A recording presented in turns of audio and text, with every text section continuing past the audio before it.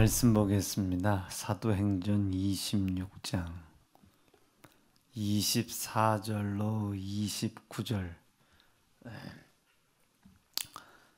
사도행전 26장 24절로 29절입니다. 234페이지에 기록되어 있습니다. 찾으시고 함께 듣겠습니다. 바울이 이같이 변명하매 베드로가 크게 소리하여 가로되 바울아 내가 미쳤도다. 내 많은 학문이 너를 미치게 한다 하니 바울이 가로되 베스도 각하여 내가 미친 것이 아니요 참되고 정신 차린 말을 하나이다. 왕께서는 이 일을 하시기로 내가 왕께 담대히 말하노니 이 일에 하나라도 아시지 못함이 없는 줄 믿나이다. 이 일은 한편 구석에서 행한 것이 아니로소이다. 아그리빠 왕이여 선지자를 믿으시나이까? 믿으시는 줄 아나이다. 아그리빠가 바울더러 이르되 내가 적은 말로 나를 권하여 그리스도인이 되게 하려 하는도다. 아멘. 아멘. 오늘 주신 말씀 중심으로 잠깐 동안만 은혜를 좀 받도록 하겠습니다. 오늘 이제 사도행전 26장은 이제 바울이 이제 그 로마 통치자들에 의하여 재판을 받는 장면인데 아마 이 네 번째 이제 변론을 하는 기회예요. 사도 바울이 이제 그때 당시 로마의 황제가 네로였죠. 로마의 황제가 네로였고 로마 외에 이제 이 로마가 전 세계를 거의 통치하고 있었기 때문에 이 로마 외에 다른 이렇게 지역들이 있어요. 그 지역들에게는 이제 행정적으로 왕을 하나씩 세웠어요. 제가 일부 때도 말씀을 드렸지만 정확하게 제가 로마의 황제가 뭐고 왕이 뭐고 총독이 뭐고를 제가 명확하게 몰라요. 그러나 이제 제가 알고 있는 범주 안에서는 이제 로마 외에 다른 지역들에 이제 왕들을 세우죠. 그런데 이제 이스라엘은 이 유대 땅이었으니 그 유대에 총독을 세운 겁니다. 이제 어떻게 보면 행정관이죠.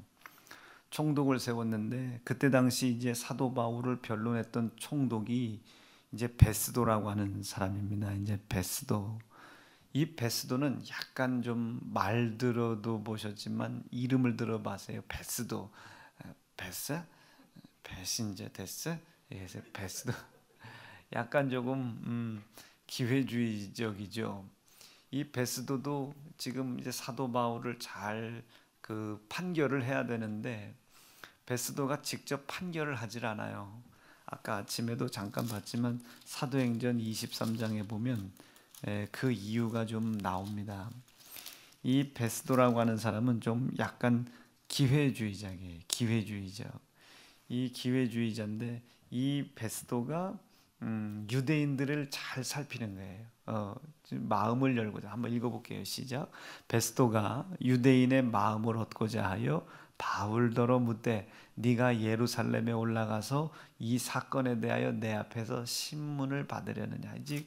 이 베스도 입장에서는 지금 유대의 총독으로서 지금 유대인들이 사도 바울을 따르는 사람이 있을 수도 있잖아요. 그러니까 어떤 판결을 잘 내리려고 하지를 않아. 약간 기회주의적인. 그러나 어쨌든 그 기회가 사도 바울에게 긍정적으로 있을 수 있는 분명한 이유는 있어요.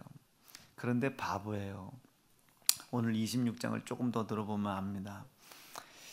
그리고 이 아그리빠 왕도 참 행정적으로 이제 사도 바울을 심판할 사람인데 지금 이 사도 바울이 이제 네 번째 이제 신문을 받는 거예요.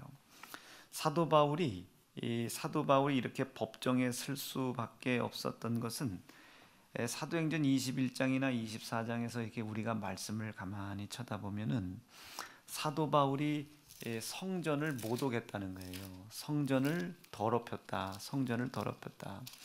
21장에서 보면은 이제 성전을 더럽혔다. 그 28절 한번 보겠습니다. 사도행전 21장 27절 28절 한번 여러분들이 한번 잘 읽어보세요. 이런 때가 우리에게도 다가이 옵니다.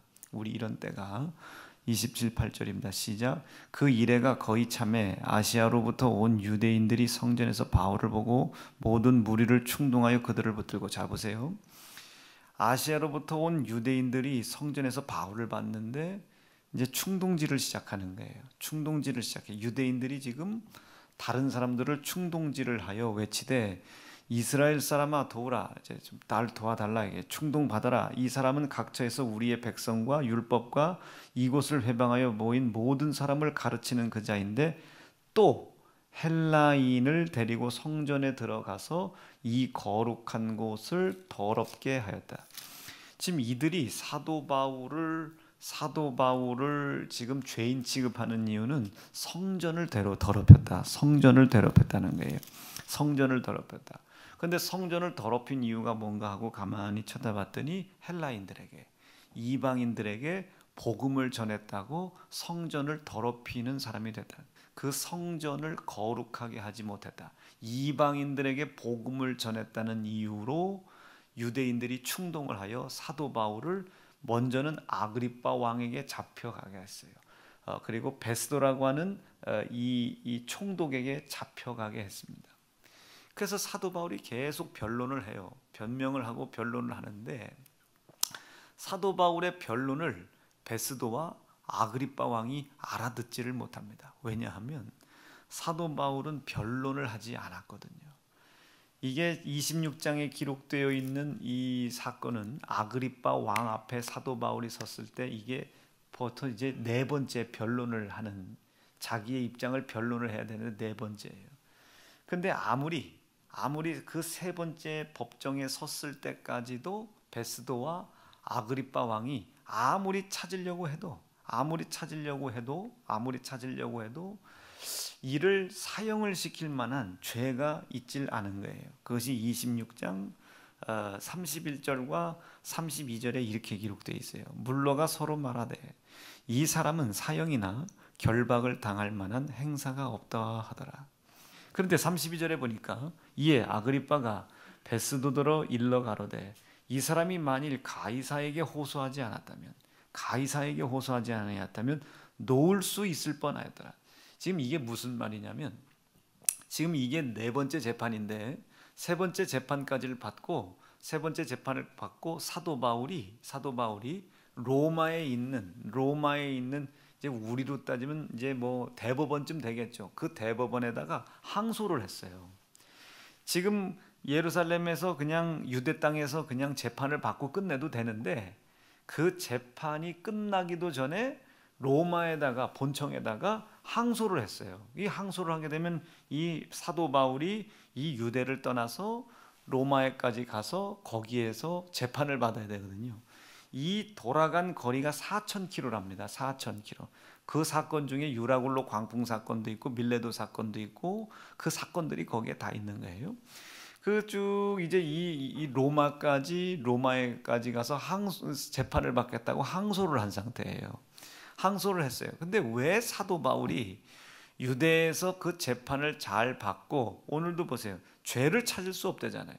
잘 끝날 수 있었던 이것을 긁어 부스럼을 만들었나? 사도행전 23장에서 보면 사도 바울이 로마에 항소를 할 수밖에 없었던 이유가 11절에 기록이 됩니다. 11절에 보니까 함께 읽어보겠어요. 시작. 그날 밤에 주께서 바울 곁에 서서 이르시되 나도 여러분 이런 체험 한번 해봤으면 좋겠어요. 어떤 힘들고 어려움이 있을 때 주님께서 내 옆에 탁 서서 우봉아 막 이런 거 한번 경험해보고 싶어요. 다른 목사님들은 막 힘들고 어려울 때 우봉아 일어나라 막 이런 막 음성을 다 듣는다는데 저는 아무리 죽을 고생을 해도 옆에서 우봉아는커녕 어떤 음성도 들리지 않아요. 물론 주님이 나와 함께 계신 것을 저는 믿습니다만은 나도 이런 것들이 조금 부럽다. 그 소리가 조금 부럽다. 이르시되 이 주님이 말씀하시는 거예요. 담대하라. 사도 바울에게 담대하라는 거예요. 담대하라. 네가 예루살렘에서 나의 일을 증거한 것 같이 하나님이 보고 계신 거예요. 예수님께서 지금 보고 계신 거예요. 지금 예루살렘에서 피의 복음을 증거하는 것을 본 거예요. 그런데 지금 사도 바울은 예루살렘에서 이방인들을 향하여서도 복음을 전하고 있단 말이에요. 그것을 다 봤다. 그리고 예수님께서 그것을 봤으니 이제 쉬게 해주겠다 이것이 아니라 그와 같이 로마에서도 증거하여야 하리라. 이제 사도 바울에게 새로운 사명이 온 거예요. 이방인들을 예루살렘에서만 구원하지 말고 로마에 가가지고 복음을 전하라는, 이 피의 복음을 로마에 가서도 복음을 전해라. 그래서 사도 바울이 아멘 한 거예요. 아멘. 날이 새매 유대인들이 당을 지어 맹세하고 바울을 죽이기 전에는 먹지도 아니하고 마시지도 않겠다고 막 유대인들이 난리가 났어요. 유대인들이. 그 기세등등한 상황 속에서 사도 바울은 예수님께서 함께 계심을 믿었고 예수님께서 자기에게 로마로 가라고 하시는 명령을 들은 거예요. 사도 바울이 똑똑한 사람이잖아요. 배운 뭐 지혜 중에 지혜요, 지식 중에 지식이고 율법 중에 율법이고 가말리엘 문화생이고 뭐 어마어마한 학벌을 가지고 있었잖아요. 그 학벌 좋은 똑똑한 사람이 가만히 판단을 해보니 지금 자기의 입장에서는, 죄수의 입장으로서는 로마에 갈 길이 없는 거예요. 묶여있는, 얽매여 있는 이 삶 속에서 어떻게 그 로마로 갈 수 있겠어요. 그래서 이 사도 바울이 결심을 합니다. 나에게 더 큰 환난과 더 큰 어려움이 닥친다 할지라도 내가 로마에 갈 수 있는 길은 오직 한 가지밖에 없다. 항소하자. 그래서 로마 가이사에게 항소를 한 거예요. 그러면 이제 자기가 압송이 되거든요. 죄인의 신분으로, 미결수라고 하나요? 이걸 미결수의 신분, 죄인의 신분으로 이제 로마에 압송을 당합니다. 그럼 이제 로마에 도착하게 되는 거예요. 그럼 로마의 미결수의 신분으로 돌아가서 거기에서 이제 피의 복음을 전해야 되겠다 계산을 하고 이제 항소를 한 겁니다. 참 실로 대단한 사람 아닙니까? 지금 사도 바울을 잡아 죽이려고 하는 사람들은 있으나 법으로 봤을 때 사도 바울이 잡힐 만한 사건도 없고 죽일 만한, 그리고 결박당할 만한 이유도 없어요. 그럼 그냥 자유로우면 되거든요. 그런데 그 자유로울 수도 있는 이 기회를 버려버리고 로마로 가서 복음을 전하라는 주님의 음성을 듣고 감동을 받고 그 즉각 순종합니다. 사랑하는 세연중앙 성도 여러분, 우리 사랑하는 세연중앙 성도들도 그렇게 주님의 음성에 즉각 계산하지 않고 계산치 않고 순종할 수 있는 귀한 성도들 되어지실 수 있기를 바랍니다. 그리고 이제 마지막 항소를 하기 전에 아그리빠 왕 앞에서 마지막 이제 변론을 시작해요. 그러면 여러분들 같으면 어떤 변론 하겠습니까? 나는 이방인에게 복음을 전한 것이 틀리다고 생각하지 않는다. 이 복음을 계속 변론을 해야 되는데 지금 사도 바울은 이것을 다르게 생각하고 있어요.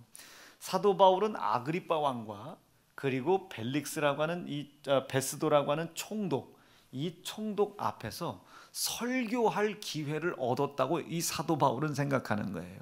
미친 거죠. 지금 죄인의 신분으로 자기를 재판하고 심판해야 될 사람 앞에 섰어요. 대다수의 사람들은 아이고 잘못했습니다, 내가 한번 지혜롭게 잘 해보겠습니다, 이렇게 얘기하는 것이 옳을 텐데 사도 바울은 이들 앞에서 단 한마디도 그렇게 얘기하지 않습니다. 변명을 하질 않아요. 사도 바울이 베스도 앞에서 총독이라고 그랬죠. 아그리빠 왕 앞에서 왕이라고 그랬죠. 이 베스도라고 하는 총독은요, 그걸 뭐라고 하나 모르겠어요. 로마 외에 다른 통치 지역 속해 있죠. 로마에게 속해 있어요. 속주라고 하죠. 속주.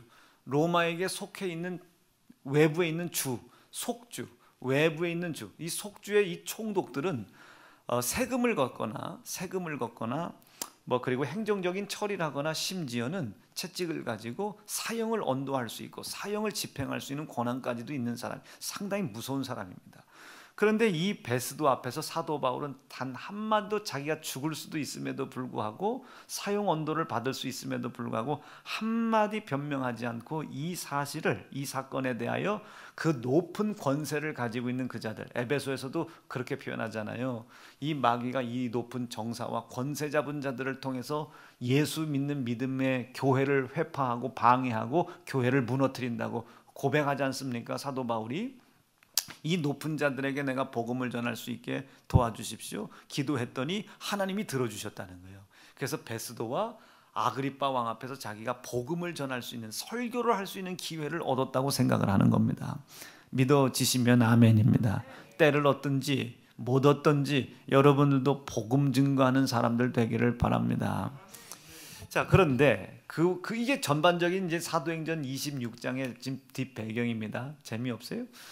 그리고 이제 사도 바울이 이제 변명을 시작하는 거예요. 이게 사실은 변명이 아니라 설교를 시작하는 거죠.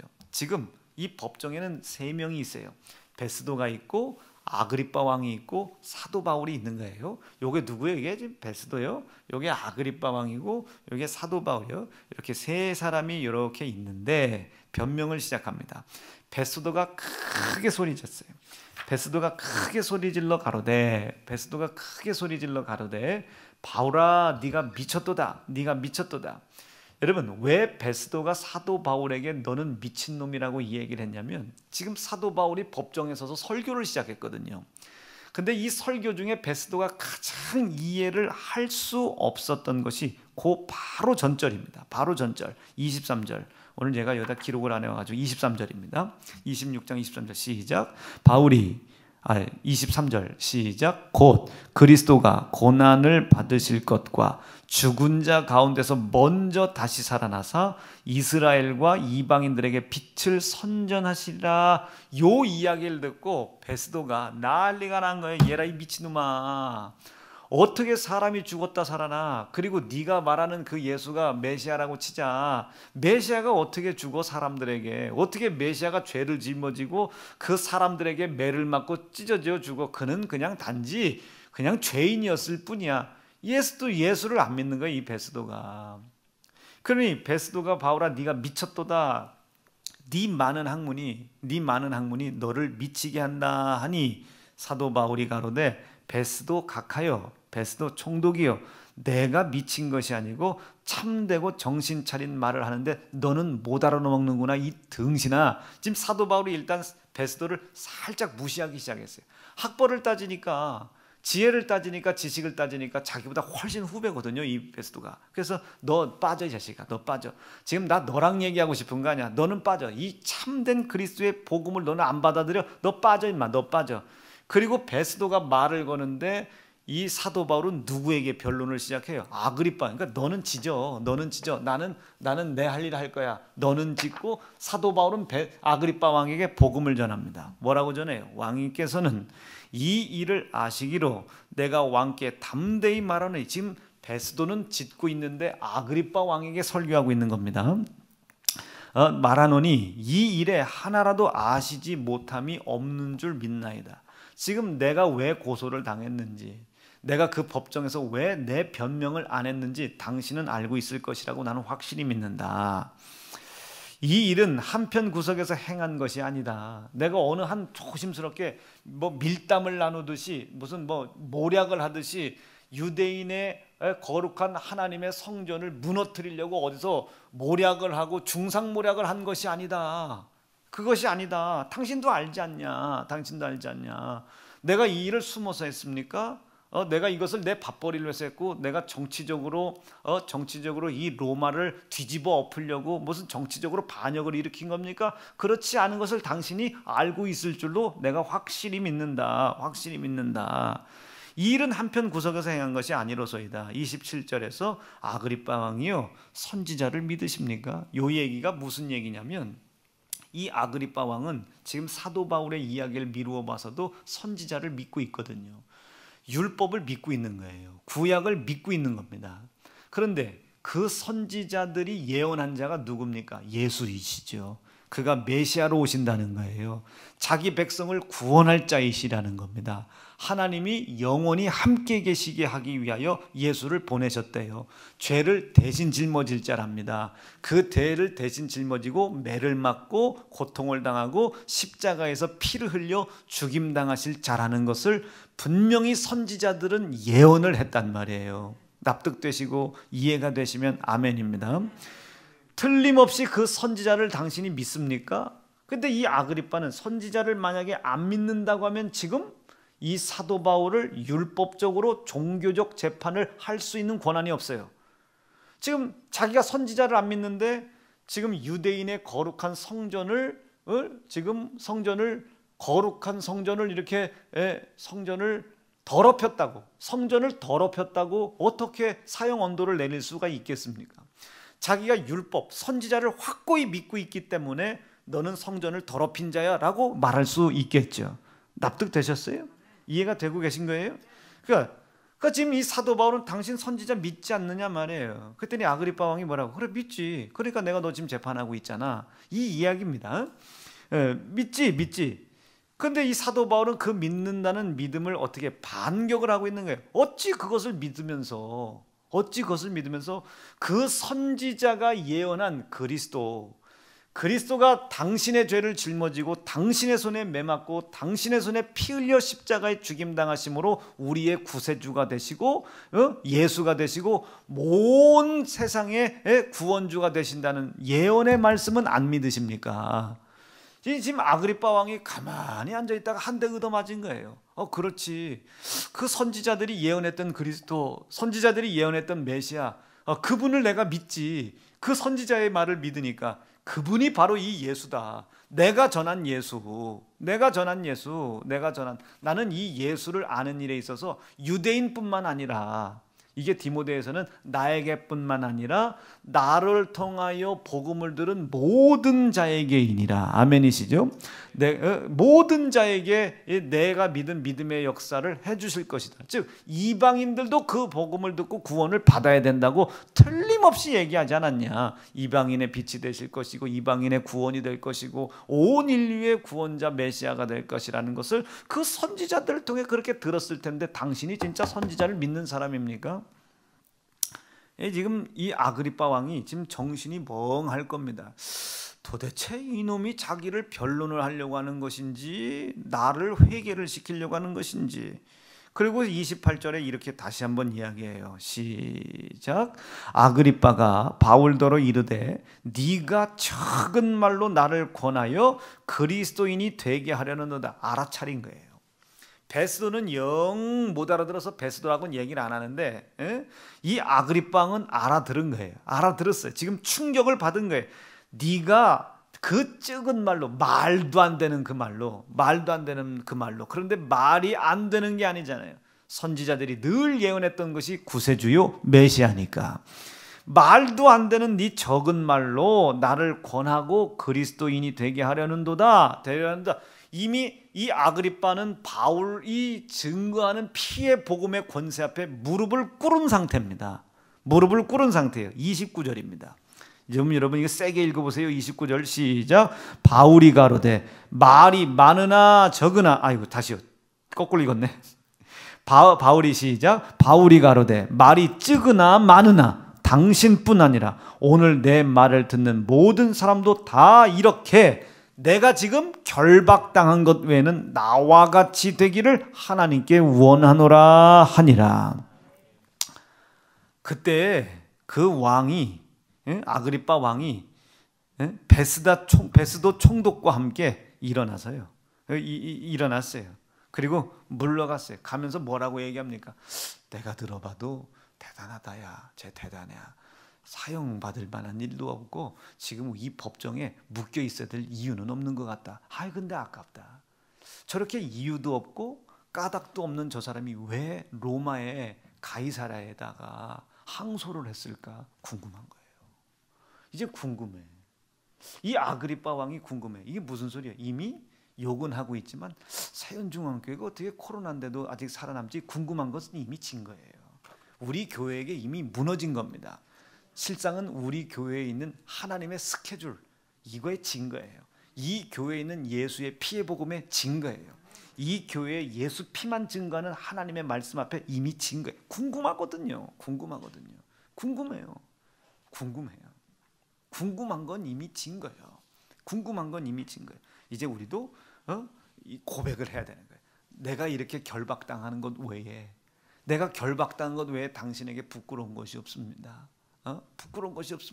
당신도 나와 같이 되길 바랍니다. 예수의 미친 사람이 되기를 바랍니다. 납득되고 이해가 되셨으면 아멘이십니다.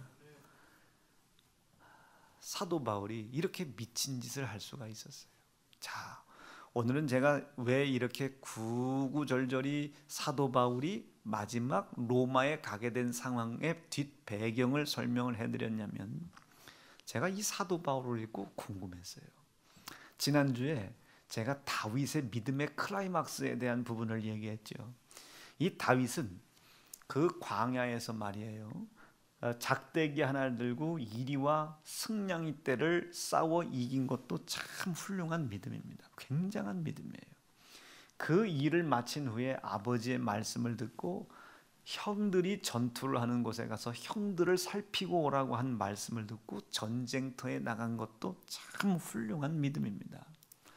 그런데 이 다윗의 믿음을 거기에서 저는 생각하지 않아요. 다윗의 믿음이 훌륭했었다는 것이 언제 증명이 되기 시작하냐면요, 아무리 믿음이 좋은 사람도 죄는 질 수 있습니다.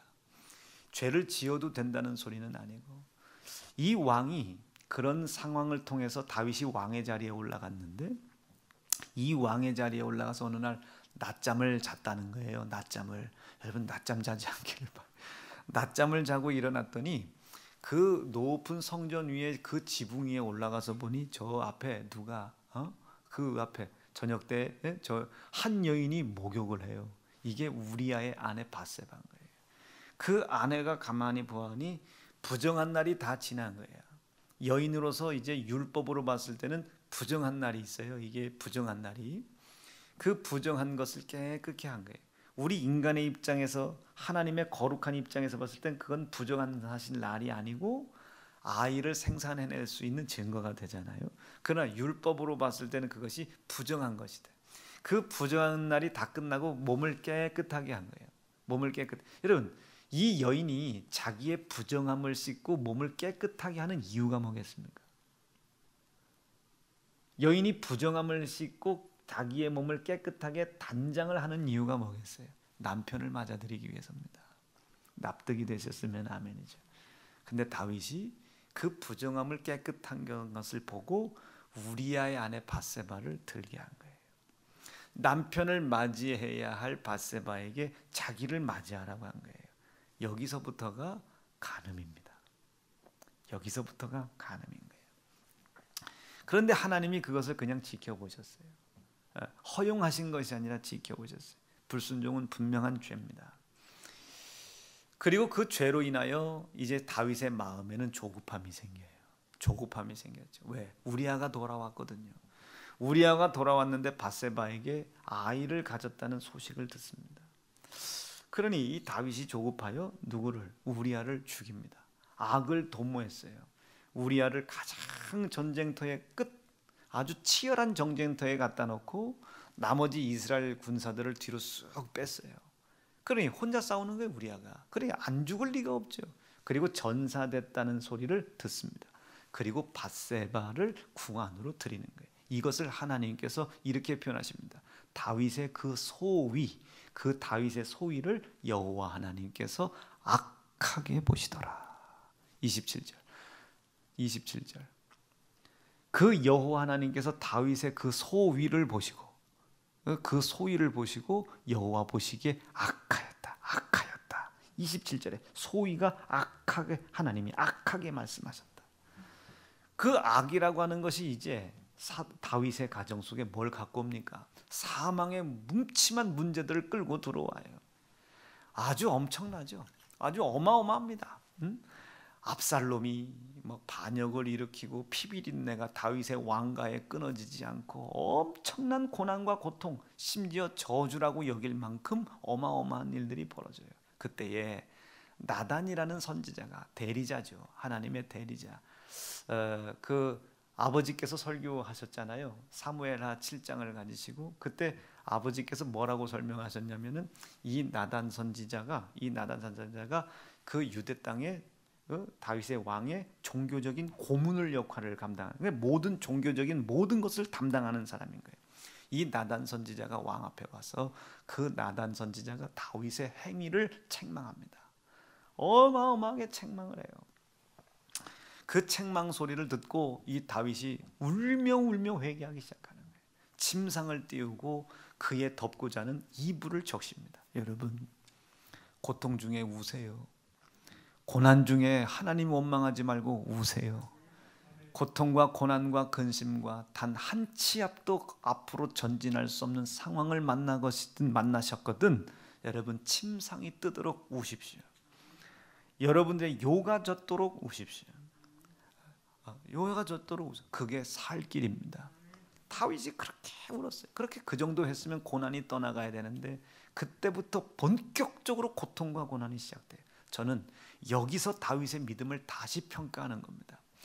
그동안 다윗의 믿음이 밧세바를 취하는 것도 있었고, 나단 선지자에게 잘못 듣고 하나님의 성전을 짓는다는 그 잘못된 예언도 듣고 뭐 했기도 했고, 또 저 사무엘 끝장 가보면 인구조사도 하고 그래요. 하나님 앞에 실수를 하는 게 상당히 많습니다. 수없이 많은 지옥에 갈 수밖에 없는 수없이 많은 죄가 있음에도 불구하고 이제껏 걸어왔던 다윗의 삶이 하나님을 향한 믿음의 삶이었었고, 이제까지 다윗이 믿음이 있었었다는 것을 대다수의 사람들은 골리앗을 넘어뜨리는 사건으로 보지만 저는 조금 더 다르게, 그것조차도 믿음이 있었으니까 골리앗 앞에 설 수 있었어요. 그 믿음이 하나님을 향한 순전하고 온전하고 순결한 믿음이었었던 것이 지금 다윗의 악을 통해서 사망의 문제가 들어왔지만 그 사망의 문제가 닥친 그 상황에서 하나님 앞에 보여준 다윗의 믿음이 정말로 대단했었던 믿음이었다는 것을 증명하는 거예요. 환난이 겹쳐요. 그런데 이 다윗은 끝까지 하나님 앞에 회개합니다. 눈물의 제단을 쌓고 번제의 제단을 쌓고 회개의 제단을 쌓고 끝까지 하나님 앞에 매달려, 하나님, 나는 밧세바를 취한 사람입니다. 당신의 종을 나에게 보내어 말씀하시기로 내 소위가 여호와 하나님 보시기에 심히 악했다고 하셨습니다. 그것을 오늘도 회개합니다. 그 악을 통해 내게 하나님께 버림받을 수밖에 없는 수없이 많은 상황과 환경이 내게 닥쳐 있지만 나는 믿습니다. 여호와 하나님 당신께서 나에게 하나님 당신의 은혜와 은총을 거두어 가지 않겠다고 약속하신 그 약속을 제가 오늘도 믿사오니 이 변치 않는 약속에 내가 연합하고 화합하게 하는 일을 방해하는 내 삶 속에 닥친 반역의 문제, 자손의 문제, 자녀의 문제, 아들의 죽음의 문제, 피비린내 나는 모든 문제, 여러분 이거 얼마나 참기 힘들었겠습니까? 다윗이 자기의 아들 압살롬이 반역을 일으킬 때 얼마나 칼을 뽑아 죽이고 싶었겠어요. 죽일 수 있는 능력이 있었거든요. 다윗에게는. 결국 다윗의 충성스러운 군대 장관에 의하여 아들이 목베임당해 죽잖아요. 틀림없이 알 수 있는데 다윗은 그것을 그대로 받아들인 겁니다. 그 사망의 문제를 그대로 받아들인 거야. 이 상황 앞에 무릎을 꿇었다는 것이 아니라 그 힘들고 어려운 상황을 자기가 소위가 악했던 그 죄악으로 말미암아 찾아 들어온 하나님의 징계요 저주로 본 것이 아니에요. 악의 역사라고 본 겁니다. 사망의 음침한 문제라고 본 거예요. 사망의 음침한 골짜기, 아골골짝으로 본 겁니다. 이 아골골짝을 걸어간다 할지라도 하나님 당신께서 나에게 약속하신 약속을 내가 믿습니다. 사울과 같이, 그 전때와 같이, 사울 왕과 같이 너에게 내 은혜와 은총을 거두어 가지 않겠다고 말씀하신 약속을 내가 믿습니다.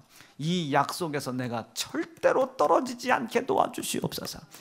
아무리 압살롬이 반역을 하고 형제들지간에 강간을 하고 통간을 하고 서로 죽고 죽이는 문제, 반역의 문제, 수없이 많은 문제들이, 아들이 죽는 문제, 새끼가 죽는 문제, 수없이, 얼마나 다윗이 어려웠겠어요. 살을 끊고 허리를 끊는 고통 아니었겠습니까? 그런데도 이 사람은 믿음을 지켜낸 거예요. 하나님의 은혜와 은총에 이 약속의 믿음에서 떨어지지 않게 해달라. 이 고난과 고통이 내가 하나님의 약속과 연합되고 하나님의 약속을 믿고 믿는 믿음의 삶을 살아가는 일에 영향력을 끼치지 않게 해달라. 정직한 영을 새롭게 해달라. 아멘이시죠? 나에게서 하나님의 영을, 성신을 거두어가지 말아달라.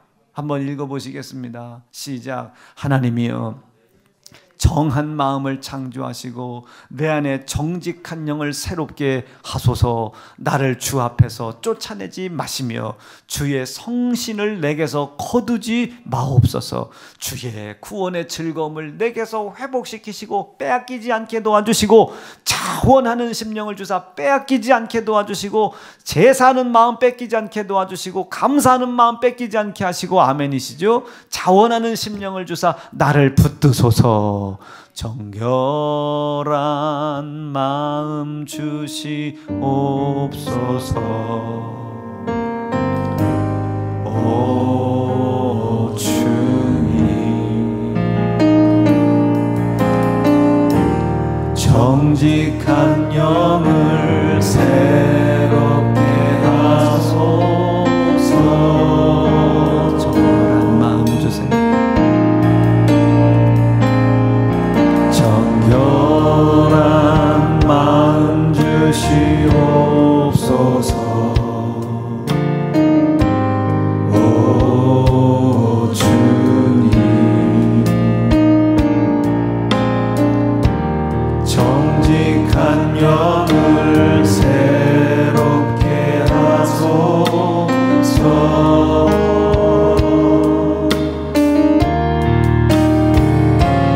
나를 주님 앞에서 멀리 하지 마시고 주의 성령을 거두지 마옵소서.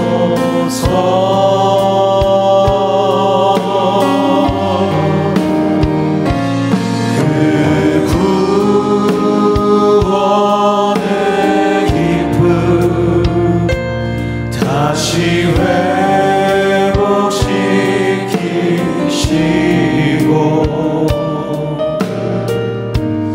변치 않는 마음 내 안에 주소서. 죄악 중에서도 하나님 나를 포기하지 말아 주십시오. 이 죄악이 나에게 주는 마치 하나님으로부터 받을 수 있을 것 같은 저주와 징계의 고난과 고통이 내가 하나님의 약속을 믿고 따라가고 연합하게 하는 일을 방해하지 못하게 도와주옵소서. 문제 해결을 위해 기도하지 않았어요.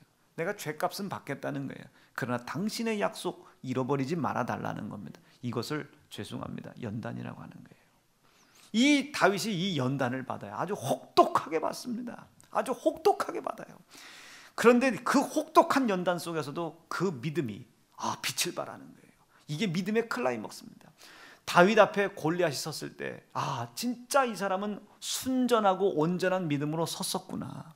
광야에서 이리와 승냥이 떼를 작대기 하나를 들고 섰을 때 이게 객기로 쓴 것이 아니었구나. 하나님을 믿는 믿음, 아버지의 심부름을 때문에 쓴 것이 아니구나. 하나님을 향한 절대적인 순전한 믿음 때문에 섰던 것이구나가 이 죄악 중에, 비록 다윗의 죄악이었지만 이 죄악 중에 자기에게 생겨지는 수없이 많은 고난과 고통 중에 하나님의 약속에서 떨어지지 않으려고 하는 이 몸부림받는 연단을 통하여 그 믿음을 인정받는 겁니다.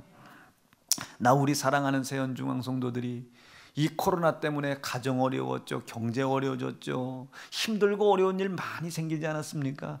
이제껏 우리가 걸어왔던 삶이, 예수 피로 이제껏 우리가 걸어왔던 삶이, 우리 세연중앙교회 가사 그거 있잖아요, 그죠? 예수 피로 걸어온 내 일생, 이제까지 예수 피로 걸어왔던 내 인생의 삶, 내 일생의 삶, 내 믿음의 삶이 하나님 앞에 순전하고 온전하고 아멘이십니다.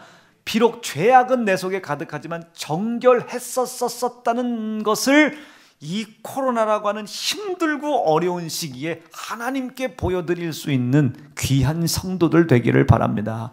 예배하는 일 그치지 않게 도와주세요. 회개하는 일 그치지 않게 도와주세요. 기도하는 일 그쳐지지 않게 도와주세요. 감사하는 일 그쳐지지 않게 도와주시옵소서. 아무리 힘들고 어려워도 코로나 때문에 생겨진 재정의 문제, 가정의 문제, 수없이 많은 고통과 고난을 당하는 성도들을 제가 왜 알지 못하겠습니까? 그들을 왜 저는 위로하고 싶지 않겠어요? 그러나 하나님의 위로의 방식은 그것이 아니잖아요. 그럼에도 불구하고 당신들 속에 하나님께서 베풀어 주신 은혜와 은총을 거두어 가지 않겠다고 말씀하신 신실하신 하나님의 우편에 거하는 사람이 되십시오.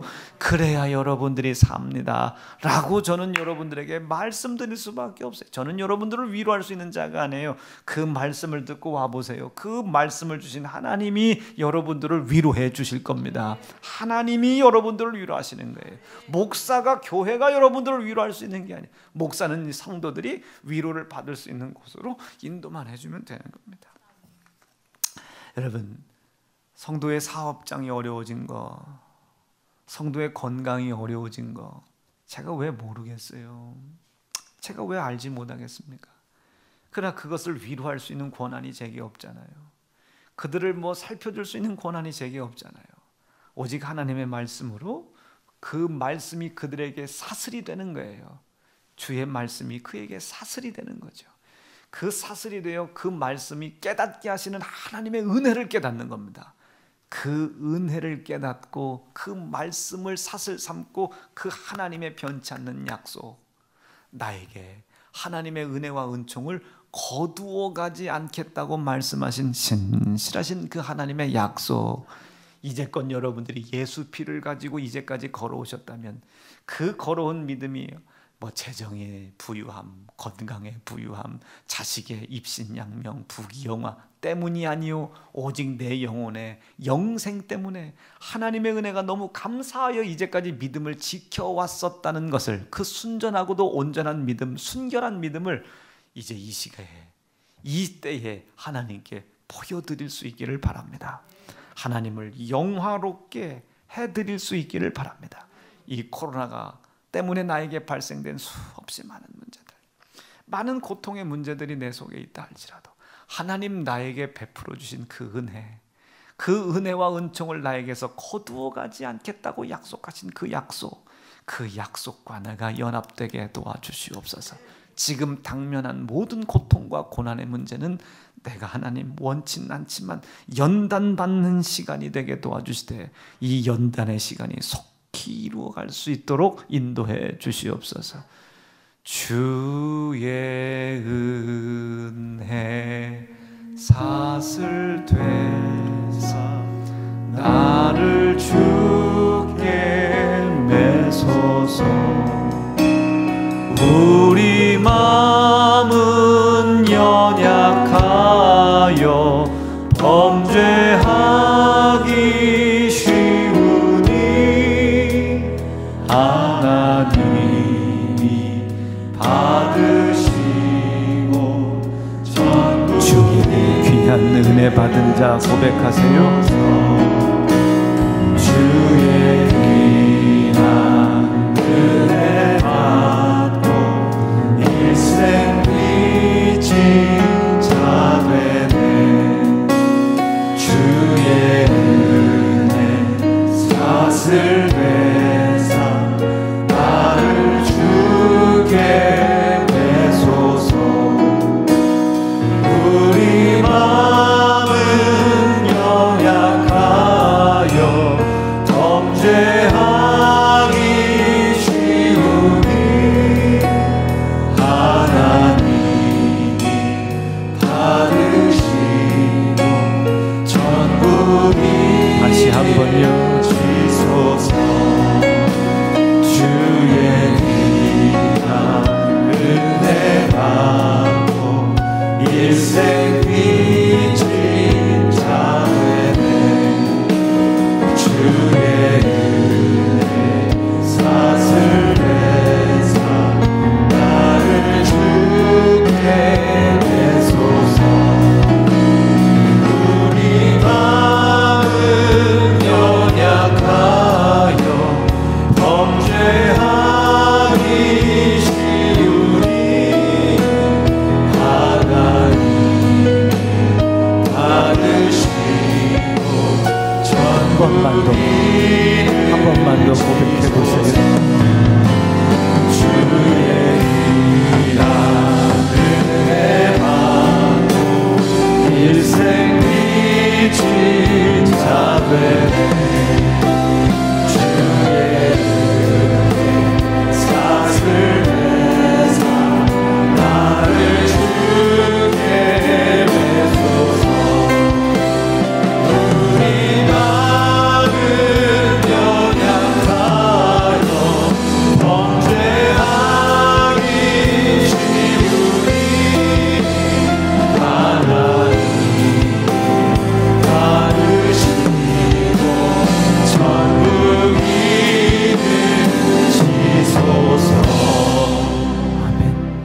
여러분, 이 다윗이 그 은혜에 매여 있는 겁니다. 하나님께로부터 받은 그 은혜, 목동이었잖아요. 자격도 없었잖아요. 그런데 하나님이 사무엘을 보내셨잖아요. 사무엘조차도 그를 기름 부을 때 너 말고 더 없냐? 사무엘이 다윗을 볼 때 이게 도대체 뭐냐고 말이에요. 이거 말고 더 없니? 이거 말고 더 없어. 그때 하나님이 사무엘을 통해 그에게 기름을 부었을 때 하나님께서 그러시잖아요. 나의 사랑하는 자녀라고. 다윗이 죄가 없었던 것이 아니에요.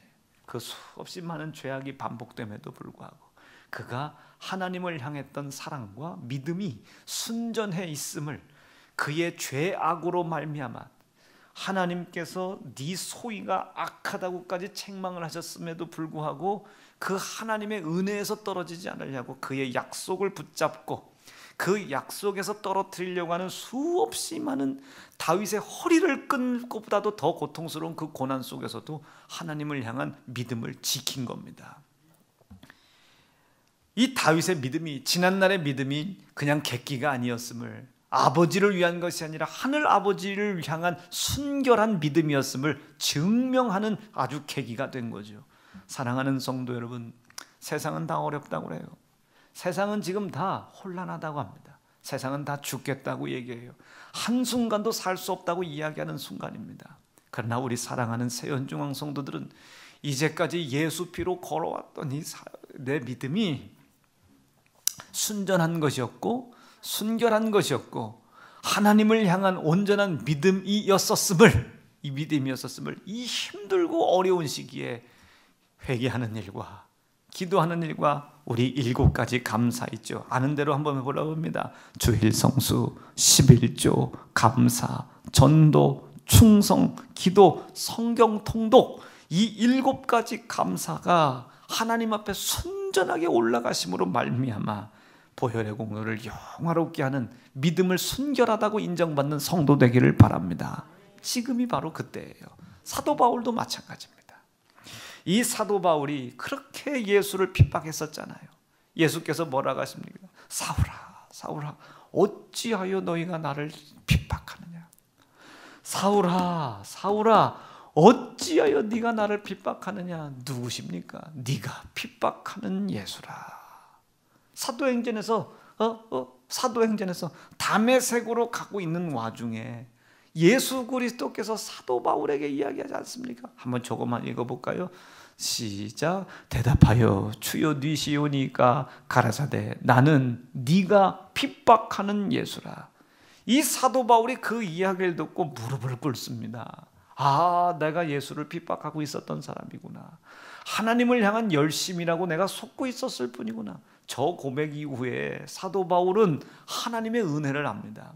내가 하나님을 사랑한다는 열심을 냈으나 실상은 하나님을 핍박했고 하나님의 아들 독생자를 핍박했던 자였음에도 불구하고 자기를 마지막까지 끝까지 기다려주셨죠. 끝까지 기다려주셨습니다. 끝까지 기다려주신 하나님의 은혜를 체험한 겁니다. 하나님의 은혜를 체험한 거예요. 이전 것은 다 지나가 버리고 이제 눈에서 싹 가시 같은 것이 벗겨지고 이후에 하나님의 은혜가 보이는 거예요. 하나님의 은혜가. 그리고 사도 바울이 로마서를 통해서 뭐라고 이야기합니까? 너희는 하나님에게 빚진 자가 되라. 내가 빚진 자다. 이게 하나님께 빚진 자. 사도 바울이 능력이 출중해서 능력이 나타난 것이 아니라 하나님의 은혜에 매이다 보니 하나님의 능력이, 그 권세가 나타나기 시작한 겁니다. 오늘 마지막 법정에서도 자기가 알고 있는 지혜, 자기가 알고 있는 지식을 가지고 아그리빠 왕을 설득해낸 겁니다. 설득시킬 수 있었고 자유로울 수 있었어요. 그런데 이 사도 바울이 자기가 잘 될 수도 있음에도 불구하고, 나올 수도 있음에도 불구하고 이 로마 가이사랴 그 법정에다가 항소를 신청했어요. 왜? 로마에 가서 예수 그리스도께서 부탁하시고 분부하신 피의 복음을 증거하려고 말이죠. 하나님이 왜 로마에 보내셨는지는 전 잘 모르겠어요. 하나님의 섭리의 뜻이 있겠죠. 그런데 그 섭리의 뜻을 이 사도 바울은 자기의 지식으로 판단하지 않고 아멘하고 순종하여 간 겁니다. 나는 하나님께 매인 자입니다. 나는 하나님께서 나에게 베풀어 주신 그 은혜의 매인 자입니다. 아까 1부 때도 얘기했지만 여러분, 은혜는 갚는 게 아닙니다. 은혜는 갚을 수 있는 게 아니에요. 은혜는 갚을 수 있는 게. 언젠가 한 번에 내가 목사님 이렇게 양복 한 벌 해드려야 마음이 편안하다. 그래서 아유, 그 양복해 주신 것이 뭐 이렇게 편안하시냐. 그래야 내가 우리 하나님께로부터 받은 은혜를 조금이라도 갚을 수 있잖아요. 제가 그 말의 중심의 뜻은 알아들어요. 그러나 여러분, 그거 틀린 얘기입니다. 내가 11조를 하고 감사를 하고 헌금을 하고 내 인생의 삶을 헌신을 하고, 내가 오늘 보니까 우리 자녀들이 있어가지고 조금 마음이 조금 울컥하긴 한데, 제가 저 아이들 20살 됐거든요. 이제 새 아이들이 전부 다 대학 갔어요. 제가 되돌아보면 우리 아이들한테 참 미안하잖아요. 제가 주를 위하여서 딱 결심하고 나섰을 때부터 저는 저 아이들의 더 이상의 아빠가 아니었습니다. 아빠 역할을 할 수가 없었어요. 그런데 잘 자라줬더라고요. 사실 자기들이 자란 것이 아니라 우리 하나님께서 길러주신 겁니다. 하나님이 허락해 주신 거예요. 저 어디 나가면요, 이 목사 뭐해? 자식이 몇이야? 그러면 저 애가 셋입니다. 첫째는 법대 다녀요. 일본에서 다녀요. 그리고 나머지 두 아이들은 전부 침례신학대학 다녀요. 저 따라서 목회한대요. 근데 저는 반대하고 있지만 저 따라서 목회한대요. 하나님이 잘 길러주셨어요. 잘 길러주셨습니다. 근데 저는 저 아이들에게 아비 노릇을 해본 적이 없거든요. 아비 노릇을 해줄 수도 없었고 울타리 노릇도 못했어요. 배경도 못했습니다. 그런데 하나님이 잘 길러주셨죠. 왜? 하나님의 보좌 우편에 있는 생각을 가지고 하나님을 향한 결심을 가진 거예요. 나에게 하나님, 가족이라는 것을 약속하셨으니 가족을 통해 허락하신 자녀들, 태기업들이 복이 되게 도와주시옵소서. 복이 되게 도와주시옵소서. 하나님께서 주어진 그 길을 걸어가게 도와주시옵소서.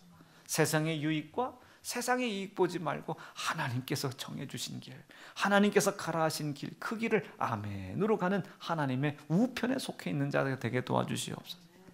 하나님이 저는 그렇게 우리 아이들을 해결해 주실 줄로 저는 믿습니다. 이유는 간단해요. 저도 왜 저 아이들 같이 살고 싶지 않겠어요? 남들처럼 아빠 막 하면서 그래 가자, 여기저기도 막 돌아다녀 보고 좋은 것도 먹이러 다니고 좋은 것도 뭐 평생에 한 번도 안 한 건 아니에요. 가끔 해보기는 해요. 시간이 여력이 있고 성도가 이해를 하고 하나님 앞에 기도를 했을 때 하나님이 허락을 하셨을 때는 제가 간혹 한두 번 합니다. 하기도 해. 그러나 전들 왜 그런 삶을 살고 싶지 않겠어요?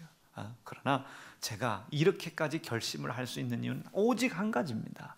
제가 이제껏 하나님을 그렇게 고난을 주고 핍박을 했던 사람인데 저를 불러주신 거예요. 종으로 불러주신 거예요. 수없이 많은 불순종의 죄가 있습니다. 그럼에도 불구하고 이제껏 내가 예수의 피를 증거하고 여기까지 걸어왔던 것이 주를 향한 순전한 믿음과 주를 향한 온전한 믿음이었었음을 저는 하나님 앞에 보여드리고 싶은 거예요. 보여드리고 싶은 겁니다. 은혜에 매여 있고 싶은 거예요. 납득되시고 이해가 되시면 아멘입니다. 주님께 내 믿음을 순전한 믿음으로 보여드리고 싶은 거다. 보여드리고 싶은 거예요. 사도 바울이 그래요. 사도 바울이 이제껏 내가 이렇게까지 왔는데, 내가 이제껏 주님을 핍박했고 하나님의 거룩한 성전을 회파하고 파손했던 자인데 나를 여기까지 기다려주시고 나에게 은혜를 베풀어 주시고 나를 은혜게 베풀어 주시고 나를 사도로 세워주신 은혜가 너무 감사하다고 자기가 가진 지혜, 지식, 돈 모든 것을 배설물처럼 다 버려버리고 주의 순전한 사자가 되기로 결심하고 사도가 되지 않았습니까? 아멘, 아멘, 아멘. 주의 은혜가 이 사도 바울을 매이게 한 거예요. 주의 은혜 앞에 빚진 자였기 때문에 아멘이시죠? 여러분, 우리는 은혜를 갚는 게 아닙니다. 여러분들이 전 재산을 내놓고 여러분들 전 인생의 모든 삶을 통틀어 하나님께 온전히 드린다 할지라도 그것이 하나님의 살림살이에 얼마나 도움이 되겠습니까?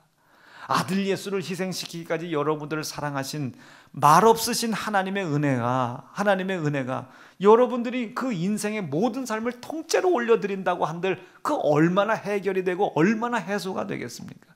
은혜는 갚을 수 있는 것이 아닙니다. 은혜를 갚는 길은 오직 한 가지예요. 내가 하나님의 은혜에 매이는 겁니다. 나 하나님 갚을 수 없는 은혜를 내가 체험했어요. 받을 수 없는 사랑을 내가 받았어요. 내가 그 은혜에 매이는 자, 그 은혜에 빚진 자 되게 도와주셔서 주님을 향한 이제까지의 내 믿음이 순전했음을, 예수의 피의 공로를 고백했었던 내 믿음이 순전했음을 보여드리게 도와주시옵소서. 여러분, 지금 우리가 주님을 향한 이 순전한 믿음을 인정받을 수 있는 초로의 기회입니다. 회개하는 일 잃어버리지 마시고, 기도하는 일 잃어버리지 마시고, 감사, 7가지 감사 잃어버리지 않기를 간절히 축복합니다. 간절히 축복합니다. 나는 여러분 질병 앞에 버티는 게 아니에요. 주님을 향한 내 믿음을, 순전한 믿음을, 이 질병이나 모든 가난이나 어려움은 제 죄값이거든. 하나님께서 보실 때 내 소위가 악한 것이 있는 거예요. 그것을 찾는 겁니다. 회개하고 또 회개하고 회개하고, 그럼에도 불구하고 회개로 끝나면 안 돼. 하나님 나에게 약속하신 영생에서 떨어지지 않게 하시고, 나에게 허락하신 가정의 복, 전 태기업이 셋이나 있잖아요. 예은이, 명진이, 지은이. 이 태기업들이 하나님 나에게 기업이 되게 도와주세요. 나에게 기업이 되게 도와주세요. 하나님을 영화롭게 하는 자녀 되게 도와주시옵소서. 저는 믿어요. 하나님께서 제가 기도하고 있는 이 믿음의 기도대로 이루어 주실 줄로 믿습니다. 자녀가 말을 안 들어, 아니, 말을 안 듣는 힘들고 어려운 상황이 아닙니다. 하나님의 은혜에 매이세요. 그리고 하나님, 이 자녀가 속상하게 합니다.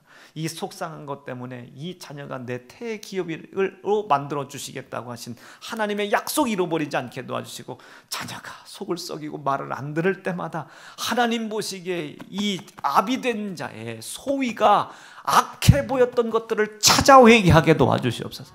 이게 연단입니다. 이게 연단. 재정의 문이 열리질 않아. 하나님 나를 보실 때 내 소위가 악한 것이 있으신 줄로 압니다. 그것을 끝까지 찾아 회개하여 감사와 예배가 차고 넘치게 도와주시고, 하나님 나에게 약속하신 땅의 기업이 나에게 성취되어질 수 있도록 인도해 주시옵소서. 소위가 악했던 것을 찾아내는 거예요. 그 상황 때문에 주는 고통과 고난의 속아 하나님의 변치 않는 약속에서 떨어지는 사람은 하나님의 은혜를 모르는 사람이요, 예수의 피의 공로를 영화롭게 하는 사람이 아닙니다. 하나님을 현저히 여기는 사람이에요. 마지막까지 하나님의 은혜에 매이시길 바라요. 고난과 고통과 근심 속에 눈물을 여기도 하시고, 고난과 고통 속에 흘려진 눈물의 분량만큼 하나님의 은혜에 빚진 자 되시고, 하나님의 변치 않는 약속을 믿는 믿음으로 말미암아 하나님이 이제껏 내가 걸어왔다고 주장하는 예수의 피의 삶과 피를 인정하는 믿음이 순전하였었다는 것을 하나님으로부터 인정받기를 간절히 축복합니다. 주를 향한 나의 사랑을 주께 고백하게 하소서. 아름다운 주의 그늘 아래 살며 주만 보게 하소서. 주님의 말씀 증거될 때에 땅과 하늘 진동하리니, 나의 사랑 고백하리라. 나의 구주 나의 지주를 향한 나의 사랑을 주께 고백하게 하소서. 아름다운 주의 그늘 아래 살며 주만 보게 하소서. 주님의 말씀 증거될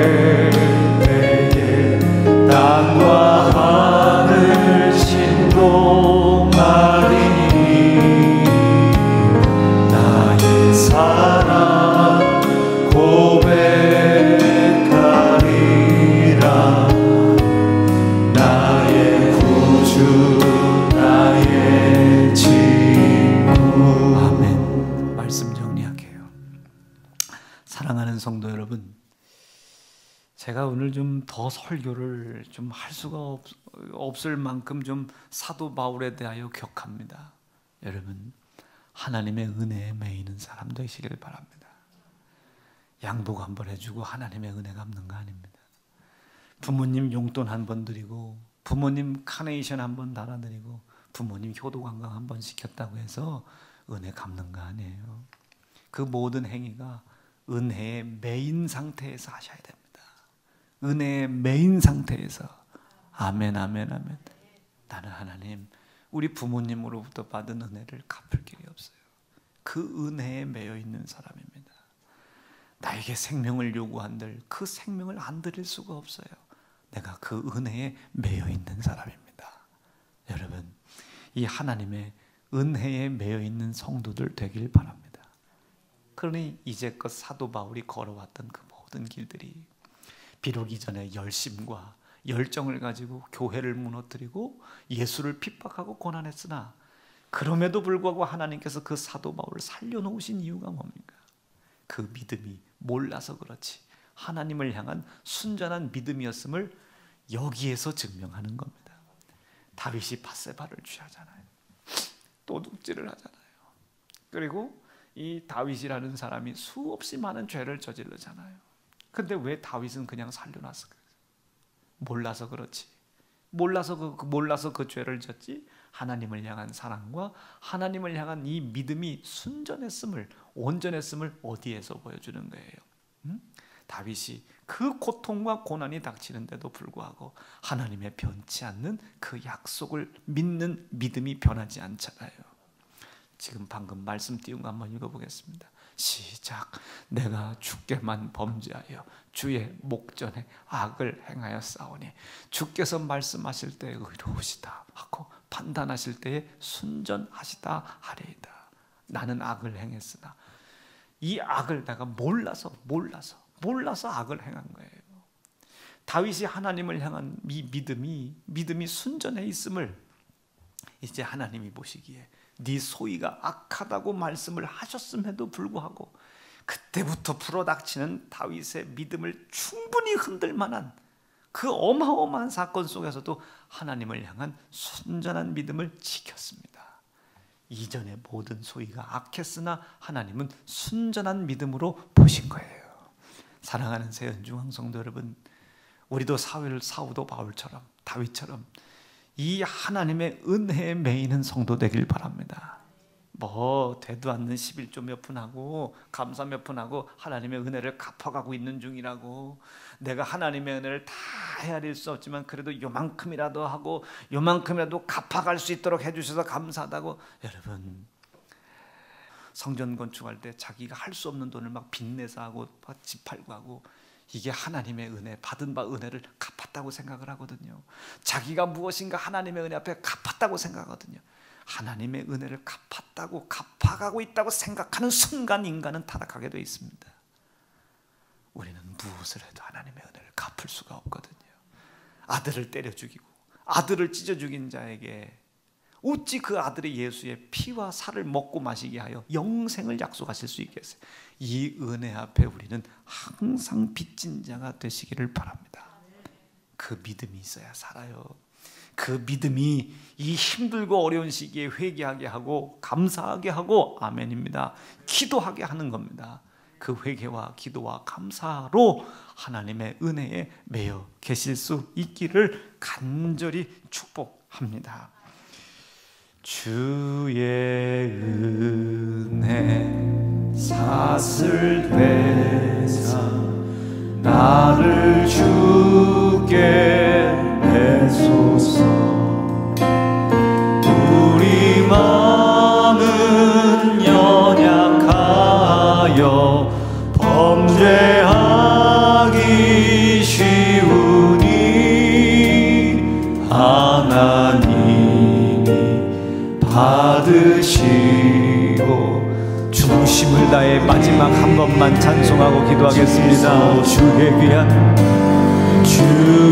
귀한 은혜 받고 일생 빚진 자 되네. 주의 은혜